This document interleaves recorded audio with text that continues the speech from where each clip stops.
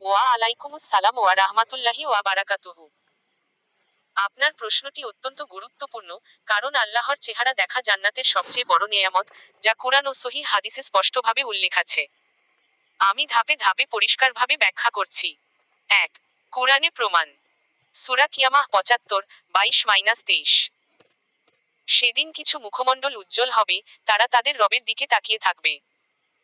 এখানে ইলা রব্বিহা নাজিরাহ মানে সরাসরি আল্লাহর দিকে তাকানো। মুফাসসিরগণ, যেমন ইমাম ইবন কাসির, ইমাম তাবারি একমত যে, এ আয়াত জান্নাতীদের জন্য আল্লাহর চেহারা দেখার স্পষ্ট প্রমাণ।